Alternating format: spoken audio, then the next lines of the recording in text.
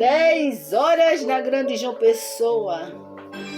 Aliás, 10 horas na Grande João Pessoa, gente. É porque eu falei antes do tempo aqui, não esperei o aviso.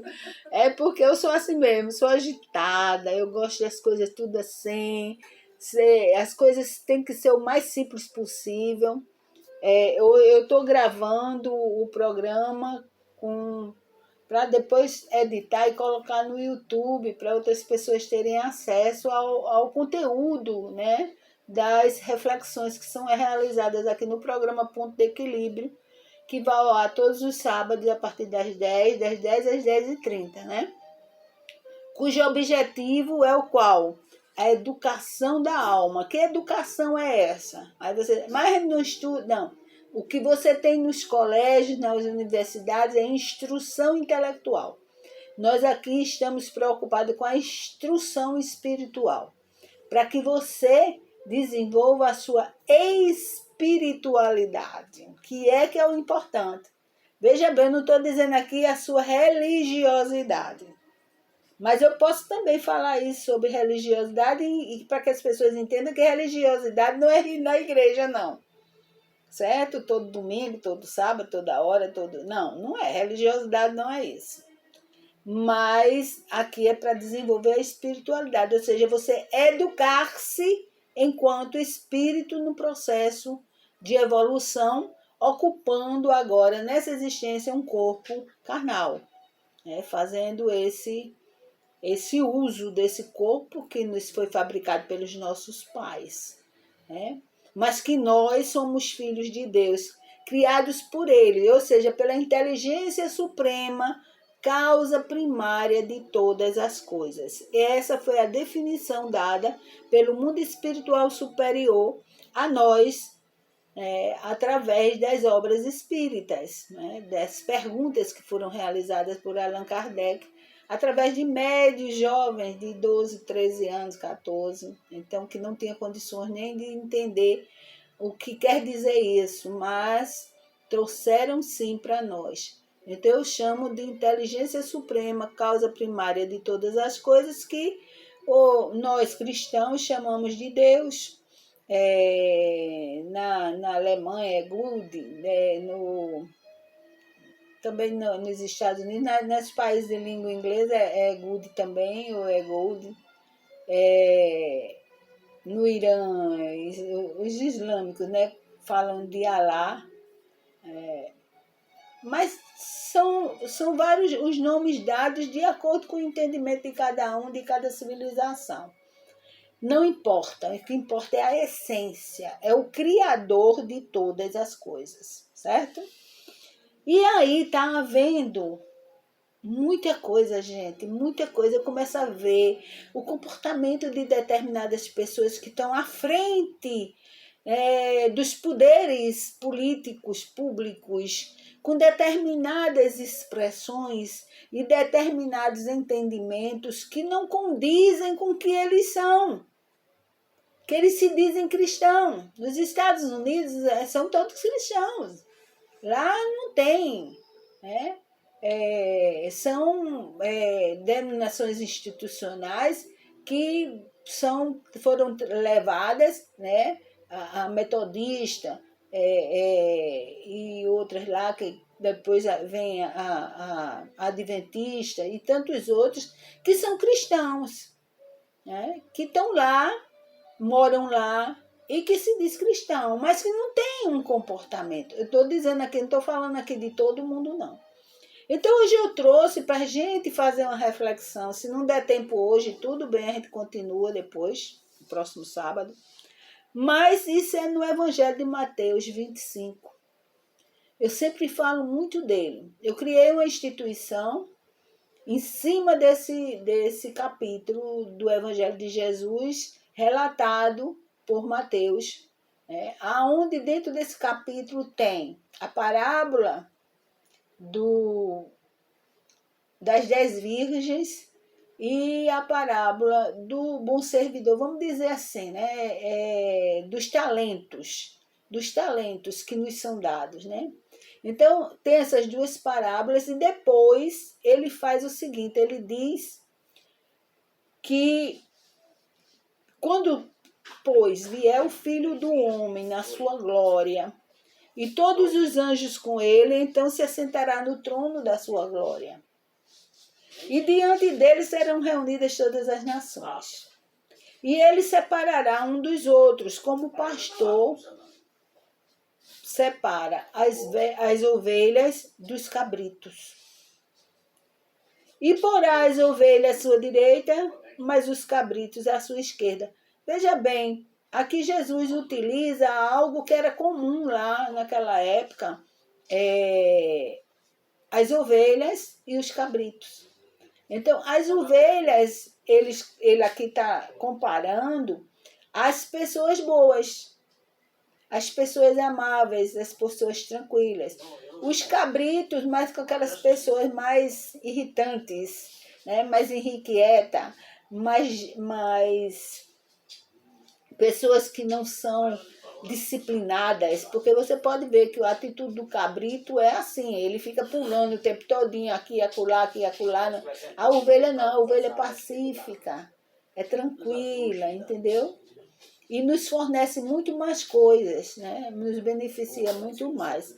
Então ele usa essa coisa porque as pessoas, a maioria criavam bodes, criavam cabritos, criavam ovelhas, era o animal que proporcionava a eles o leite, o queijo, a pele para aquecer nos invernos rigorosos e, enfim, a própria carne, né, para alimentação. E era uma carne que não era proibida pela Bíblia. Né?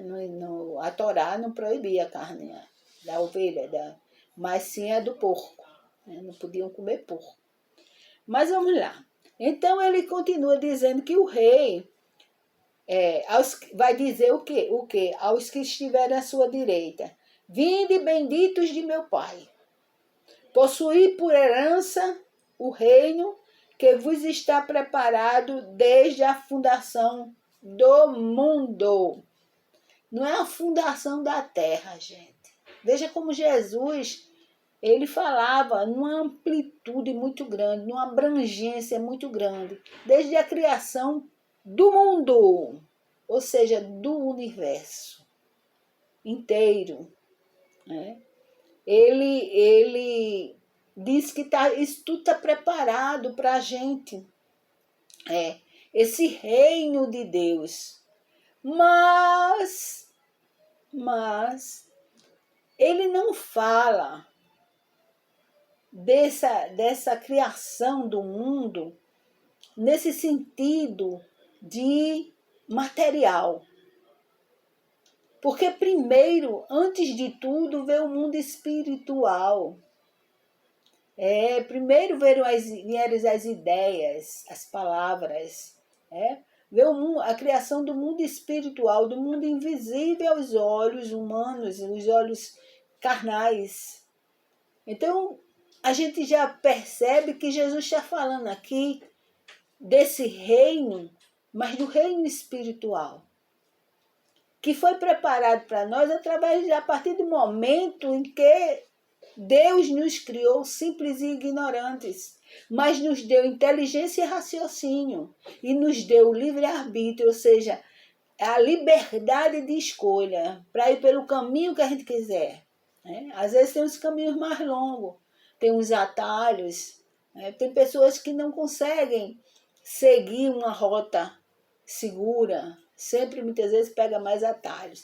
Então ele está falando da vida espiritual. Eu já falei aqui não sei quantas vezes no programa, Ponto de Equilíbrio, que tudo que Jesus fala, ele fala falando do mundo espiritual, do futuro que nos espera, do futuro que nos aguarda, de acordo com o nosso comportamento, de acordo com as nossas atitudes, de acordo com as nossas escolhas, de acordo com aquilo que a gente deseja. Olha como é importantíssimo isso. Então aí ele começa a partir daí, que essa fundação do mundo, ou seja, o mundo espiritual, Ele fala no evangelho dele que o quê? Que o fraco tem que, o forte tem que ajudar o fraco, né? O que sabe mais ensinar o que sabe menos. Não é assim? É. Então, ele aqui começa a nos dizer o que é que nós temos que fazer aqui nesse mundo, enquanto estamos aqui encarnados, nos movimentando aqui nesse mundo material, mas ao mesmo tempo participando do mundo espiritual, porque nós somos corpo físico, mas somos espíritos encarnados.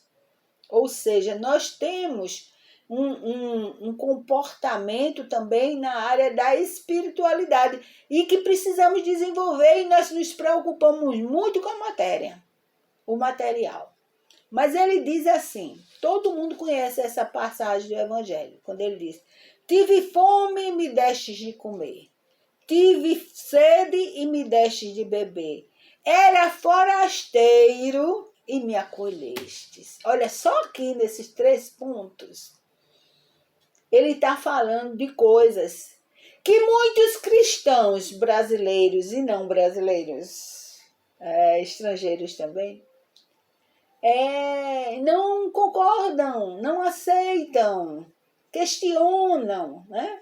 Essa questão, vamos dizer, de tive fome e me destes de comer. Então, aquele que ajuda os pobres é muitas vezes o quê? Perseguido. Ele está ajudando a deixar o país mais pobre, vamos dizer assim. Ou não está colocando, está cuidando dos pobres. O que é que os pobres têm para dar? Para eles, essa minoria que está aí, ele acha que quando você alimenta um pobre, você está cultivando, alimentando pessoas preguiçosas, que são pessoas preguiçosas, eles dizem. Vão trabalhar, são um bando de vagabundo, é isso que eles falam. Tem um padre, o padre Júlio Lancelotti, que vive aí, coitado, sendo escorraçado por muitas pessoas na mídia e tudo. Por quê? Porque ele cuida dos estrupiados, dos abandonados, dos que não tem ninguém por eles. Ainda há pouco, uns 15 dias, desencarnou uma menina que chegou a se formar em enfermagem e atuar. E ela desencarnou. E ela foi uma sem teto, lá da rua lá. E Padre Júlio recebeu ela, amparou ela. Então, inclusive, o sobrenome dela, ela adotou Lancelotti por conta dele. Então, era uma pessoa que se modificou através da postura, do comportamento, das atitudes de Padre Júlio Lancelotti, de acolhê-los como irmãos. Olha, gente, como isso é importante. Acolhê-los como irmãos, como semelhantes. Não importa se a roupa está esfarrapada, não importa se o corpo está sujo, não importa se os dentes estão faltando, né? Se eles ainda estão, muitas vezes ainda drogados. Por quê? Porque para suprir muitas vezes algumas necessidades, a própria fome, a gente não sabe o sentimento dessas criaturas dentro dela. Então, como é que os cristãos, que são cristãos, evangélicos, católicos e espíritas, questionam o comportamento do padre Júlio Lancelotti? Não tem sentido, gente. Ele está fazendo o que Jesus ensina. Nos ensinou, não, ele nos ensina no seu evangelho. E isso está aqui, foi pego por Mateus, e foi passado para a escrita. Ele ouviu oralmente de Jesus, mas passou para a escrita para que nós tivéssemos acesso. Então, dar de comer, mas dar de comer comidas sólidas, comida boa, acolhê-los. Agora tem uma outra comida que é também necessária, que é essa que eu dou aqui. É sim. A comida da verdade verdadeira, dessas reflexões em cima dos textos do Evangelho, para que a gente compreenda o pensamento de Jesus e o que é que ele queria de todos nós. Ele não quer pompas. Ele não quer o nome dele na boca. Ah, porque eu sou, eu tenho Jesus no peito, eu carrego ele no peito, eu amo Jesus. Que adianta você fazer isso se você olha para seu irmão de forma errada? Não de acordo com o que Jesus ensina. Que temos que nos olhar e nos amarmos como irmãos. E ajudar a quem está necessitado. Dá de comer a quem está com fome, sim. Dá de vestir a quem está nu, sim. E aí dá de beber a quem tem sede. Não é dar de beber bebida alcoólica, não. Muita gente dá bebida alcoólica. Prefere dar bebida alcoólica para que o cara fique bêbado do que dar uma comida para sustentar o corpo físico. Gente, isto é terrível. Eu fico assim.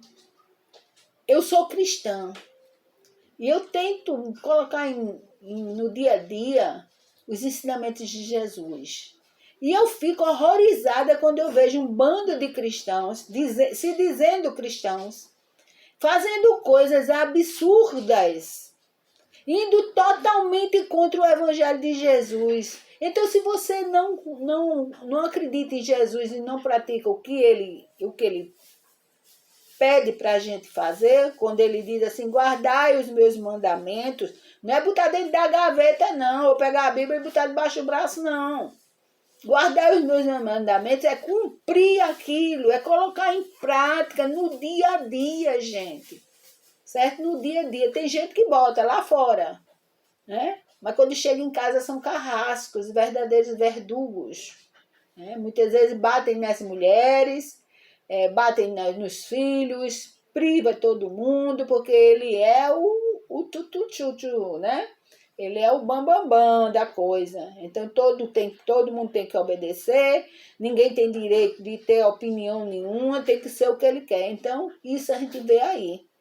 E a gente está vendo isso na maioria das pessoas que batem no peito e clamam pela família. A família em primeiro lugar, sim, a família em primeiro lugar, como? Só na boca? Não tem que estar ali trabalhando isso? É difícil, gente, a gente conviver em família, é muito difícil. Né? Eu tenho problemas na família. Eu tenho problema por quê? Porque eu quero que tenha? Não, é porque somos espírito em processo evolutivo e cada um dentro da sua fase.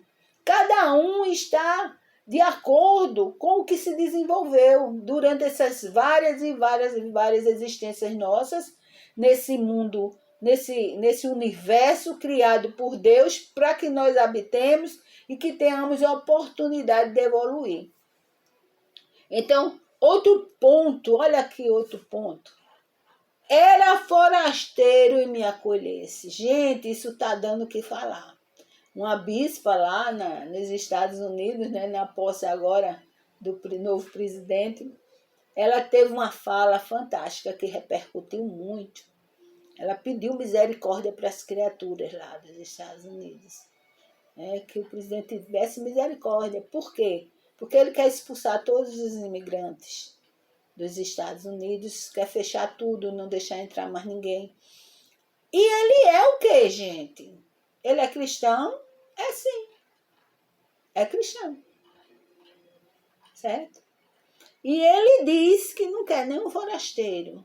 Mas Jesus diz aqui no evangelho dele que nós temos que acolher os forasteiros. Temos que acolhê-los. Por quê? Por quê? Porque nós precisamos ajudar uns aos outros. Nós precisamos termos misericórdia para com todos. Nós precisamos desenvolver a caridade, gente. Não tem caridade maior do que uma pessoa que está desesperada, fora, né, sem ter nada, porque quando uma pessoa sai de seu país é porque a situação está terrível. certo? Não está dando para continuar, muitas pessoas se suicidam, muitas pessoas entram em inanição. Tem pessoas aí que a gente diz que aqui no Brasil tem pessoas passando fome. A gente não sabe nem o que é isso, gente. Passar fome mesmo é nesses países aí que você vê as pessoas que só têm o couro e o osso, porque não tem o que comer realmente. Né?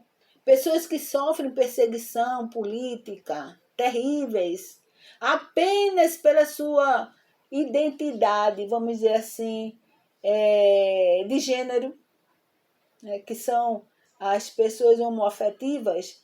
Tem país aí que manda matar.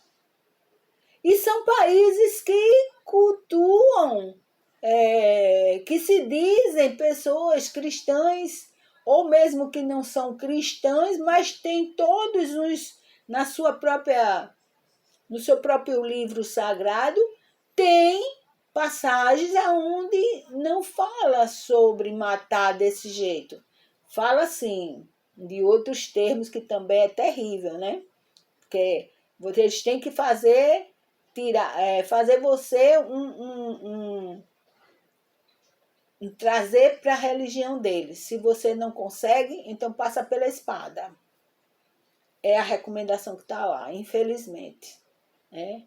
Mas isso eu estou falando aqui de cristãos. No cristianismo não existe isso. Existe sim, acolher os forasteiros. Nós aqui temos colombianos, venezuelanos, né? E temos que dar abrigo, temos que dar alimentação, proporcionar alguma coisa para eles sobreviverem. Né? Aí muitos não concordam. Não, só quer que favorecer a minoria. A minoria quem é, gente? Os políticos, os grandes latifundiários, os empresários, né? As pessoas que são milionárias, que já têm demais e não sabem nem repartir. Então, a gente vê que o problema maior é esse, é que as pessoas se dizem uma coisa e fazem outra. Falam uma coisa, fala. O padre prega uma coisa, o pastor prega também, o orador espírita prega também, mas é muita coisa da boca para fora. Né?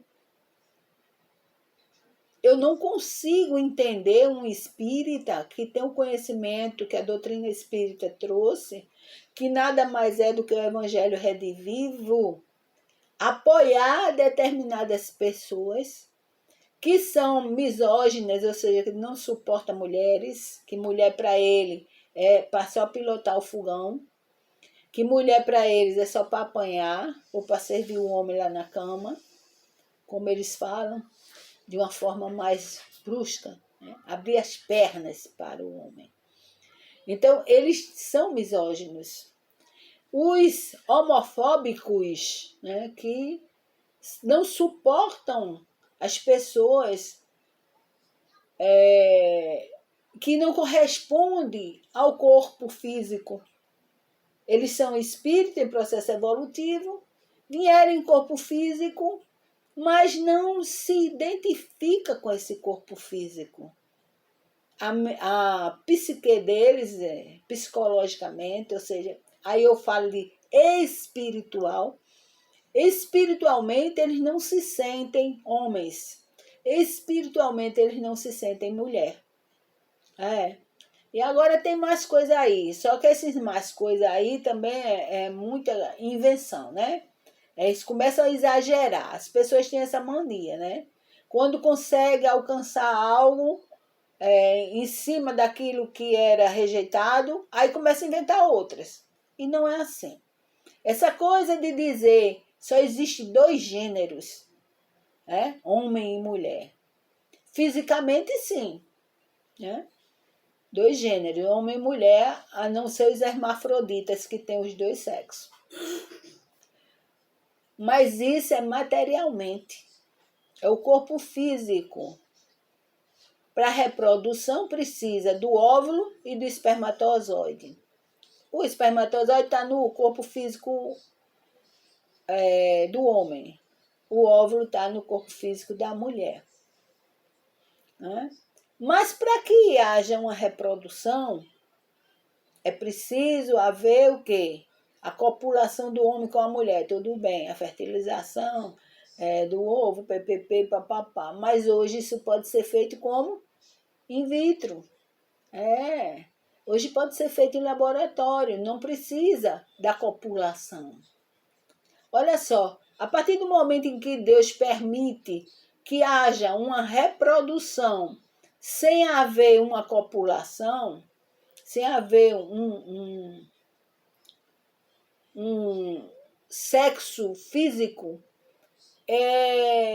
e permite que os cientistas descubram isso, que pode haver essa fecundação no laboratório e depois colocar no útero de uma mulher, até mesmo no abdômen de um homem, que isso já aconteceu, gente.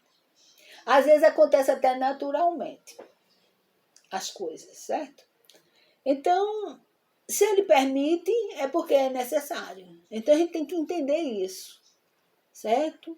Tudo que acontece tem a permissão de Deus. Né? Até a morte. A morte faz parte de uma lei divina. Né? É a lei de destruição. Quase tudo precisa ser destruído para poder ressurgir coisas novas. Né? Vamos dar um exemplo. Quando um país fica dentro da sua Constituição velha, antiga, o que é que acontece? Aquele país não progride. Por quê? Porque não tem leis que permitam isso. As leis são arcaicas. As leis não dão acesso a ninguém. Então, aquele país não se desenvolve. Ou seja, tem que se destruir isso e refazer, reformular tudo de acordo com o que a gente pretende alcançar. E nós pretendemos, todos nós, alcançarmos a quê? O nosso processo evolutivo maior. Nós queremos galgar mais degraus na escala evolutiva. E precisamos também disso. Olha só. Estava nu e me deste de vestir, adoeci e me visitastes, estava na prisão e fostes ver-me. Por que Jesus ia recomendar isso, gente? Olha, está na prisão. Se está na prisão é porque infringiu as leis humanas, né? E por que ele recomenda que a gente deve ir visitar? Caridade, gente. Caridade. Esse capítulo todinho aqui, Jesus fala da verdadeira caridade que temos que ter uns para com os outros. E a gente precisa colocar isso no nosso dia a dia. Eu vou ter que me adiantar um pouquinho, porque o tempo está. Então, quando te vimos... Aí ele faz toda aquela pergunta, né? Os justos. Ele fala para os justos aqui. Aí ele vem na outra parte e fala para quem? Para os que não são justos. Ele diz assim, apartai-vos de mim, malditos, para o fogo eterno. Esse fogo eterno não é inferno não, gente. Ele fala aqui, botaram a palavra aqui, diabo. Mas veja, o fogo eterno preparado para o diabo e seus anjos. Espera aí. Desde quando o diabo tem anjo? Anjo não é um ser iluminado, um ser angelical, um ser criado. Não é isso que as pessoas entendem. Eu não. Eu sei que quando nós atingimos esse patamar de anjo, é porque nós já evoluímos o suficiente para nos tornarmos sermos crísticos. E então somos angelicais. Ou seja, já não precisamos mais aprender nada, mas sim ajudar os outros. Só ajudar os outros. Então, essa história desse diabo aí e desse fogo eterno, esse fogo eterno é a nossa própria consciência, gente. Porque depois, quando a gente não segue o evangelho de Jesus, quando a gente desencarna, chega no mundo espiritual que nos é mostrado, certo? O que nós fizemos e o que nós vamos receber, de acordo com o que a gente fez, com o que a gente praticou. Aí a gente fica com a consciência pesada, a gente fica com fogo na consciência. Gente, a gente vai ficando por aqui e até sábado, se Deus quiser.